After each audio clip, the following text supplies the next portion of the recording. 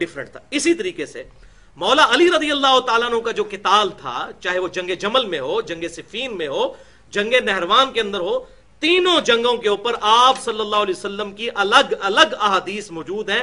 آپ صلی اللہ علیہ وسلم نے پہلے ہی پریڈکشن کر دی تھی، اور یہ سیدنا علی کی خصوصیت ہے. سوائے سیدنا علی کے آپ صلی اللہ علیہ وسلم نے کسی اور جنگ کے بارے میں، ایک ایک جنگ کے بارے میں معاملات کو نہیں کھولا، کیونکہ باقی جنگیں ایمبیگوس نہیں تھیں. منکرین زکات کے خلاف جو قتال تھا ایمبیگوس نہیں تھا، صحابہ کا اتفاق ہو گیا تھا. جن جنگوں میں اختلاف ہونا تھا ان پہ آپ صلی اللہ علیہ وسلم نے معاملہ کھول دیا. پہلی تو وہ حدیث، وہ 50 احادیث جو میں نے جمع کی ہیں، واقعہ کربلا کا حقیقی پس منظر 50 صحیح الاسناد احادیث کی روشنی میں، ریسرچ پیپر نمبر 5 بھی، اس میں یہ ساری احادیث ہے. مسند احمد میں حدیث موجود ہے صحیح سند کے ساتھ، سنن نسائی الکبریٰ میں بھی، کہ آپ صلی اللہ علیہ وسلم نے فرمایا کہ جس طرح مجھے مجبوراً قرآن کو منوانے کے لیے الٹیمیٹلی آخری ریزارٹ کے طور پر قتال کرنا پڑا مشرکین کے خلاف، تم میں ایک خوش نصیب ایسا ہے جسے مسلمانوں کے خلاف تلوار اٹھانی پڑے گی. سیدنا ابوبکر صدیق نے کہا یا رسول اللہ میں ہوں گا؟ فرمایا لا، الفاظ ہیں لا، اللہ کے الفاظ آپ صلی اللہ علیہ وسلم کی مبارک زبان سے نہیں نکلتے تھے. فرمایا نہیں. حالانکہ سیدنا ابوبکر صدیق نے بھی کیا، لہذا کلیئر ہو گیا کہ سیدنا ابوبکر صدیق کا قتال کافروں کے خلاف تھا، مسلمانوں کے نہیں، ورنہ تو انہوں نے بھی قتال کیا تھا. سیدنا عمر نے کہا انا یا رسول اللہ، کیا وہ خوش نصیب میں ہوں گا؟ فرمایا نہیں، بلکہ جو شخص میری جوتیاں گانٹ رہا ہے یہ وہ خوش نصیب ہوگا. اور وہ تھے سیدنا مولا علی رضی اللہ تعالیٰ عنہ، حضور کی جوتیاں گانٹ رہے تھے. صحابہ دوڑے مولا علی کی طرف اور کہا آپ کے لیے آپ صلی اللہ علیہ وسلم بشارت ارشاد فرمائی ہے کہ آپ آن دا بہاف آف پروفٹ مسلمانوں کے خلاف قتال کریں گے، جس طرح آپ صلی اللہ علیہ وسلم نے کہا. آپ دیکھیں جس شخص کو اتنی بڑی بشارت اس کی زندگی میں پتا ہو، اس کے بارے میں جعلی باتیں کرنا کہ وہ روتے تھے کہ کاش میں نے معاویہ کی بات مان لی ہوتی، یہ ہوتا. اور بھائی جس کو نبی پہ پکا یقین تھا کہ میری محبت ایمان کا حصہ ہے، صحیح مسلم میں 240 نمبر حدیث کتاب الایمان میں، علی سے محبت نہیں رکھے گا مگر مؤمن، علی سے بغض نہیں رکھے گا مگر منافق. جس کی محبت لٹمس ٹیسٹ تھی ایمان کا، اس کو کیسے شک ہو سکتا تھا کہ میری جنگیں جو ہیں وہ حق پر مبنی نہیں ہیں؟ ایک لمحے کے لیے بھی ان کو شک کبھی نہیں ہوا، ورنہ تو نبی کی نبوت پہ شک ہوتا. تو سیدنا علی کو آپ صلی اللہ علیہ وسلم نے بشارت دی، تو وہ تو جنگ کی بشارت موجود تھی کہ خلافت راشدہ قائم تھی، اور چند لوگوں نے اپنی پارٹی بنا کے تو وہ قانون کو ہاتھ میں لینے کی کوشش کی، تو ریٹ آف دی گورنمنٹ تو قائم ہوگی. خلیفہ راشد کے خلاف کھڑا ہونا، دنیا اور آخرت میں حضور صلی اللہ علیہ وسلم کا بھائی اور آل محمد کا باپ سیدنا علی رضی اللہ تعالیٰ عنہ. پھر جنگ جمل دیکھ لیں، مسند امام احمد کے اندر حدیث موجود، المصنف ابن ابی شیبہ کے اندر موجود.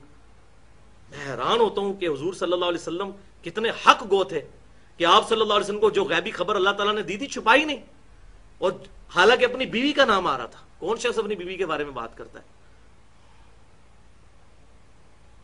کتنے ترک اس حدیث کے موجود ہیں.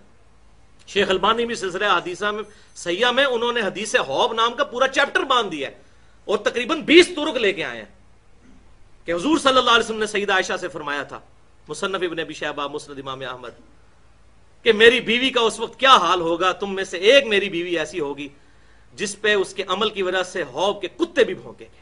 اور جب سیدہ عائشہ جمل کے لیے نکلی، حوب نامی جگہ پہ پڑاؤ ڈالا، کتے بھونکے. سیدہ عائشہ کہتی ہیں یہ کون سی جگہ ہے؟ بتایا گیا حوب. ان کا مجھے واپس لے چلو، میں تو آگے علی سے نہیں لڑنے والی. اور ساتھیوں نے کہا کہ جی آپ کی وجہ سے صلح ہو جائے گی، لیکن ہوا وہی کچھ.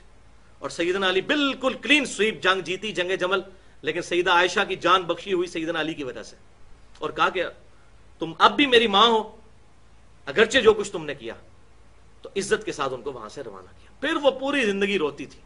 صحیح بخاری کھول کے دیکھ لیں، مصنف ابن ابی شیبہ میں بھی موجود ہے ڈیٹیل کے ساتھ کہ مجھے میری سوکنوں کے ساتھ دفن کرنا، میں نہیں چاہتی کہ میرے ابو بکر اور نبی صلی اللہ علیہ وسلم کی ان قبروں کے ساتھ مجھے دفن نہ کرنا کہ ان کی وجہ سے لوگ میری تعریف کریں. جو کچھ میں نے حضور صلی اللہ علیہ وسلم کے بعد کیا، مجھے میری سوکنوں کے ساتھ دفن کرنا. اچھا، جنگ جمل بھی، جنگ صفین، وہ تو جناب حدیث متواترہ بخاری اور مسلم کی کہ عمار کو ایک باغی جماعت قتل کرے گی. عمار ان کو اللہ کی طرف بلا رہا ہوگا، اور وہ باغی جماعت دوزخ کی طرف بلانے والی جماعت ہوگی. چیف آف آرمی سٹاف تھے سیدنا علی کی طرف سے جنگ جمل میں عمار ابن یاسر. 93 ایئرز ایج تھی اس وقت ان کی. ان کو شہید کیا گیا.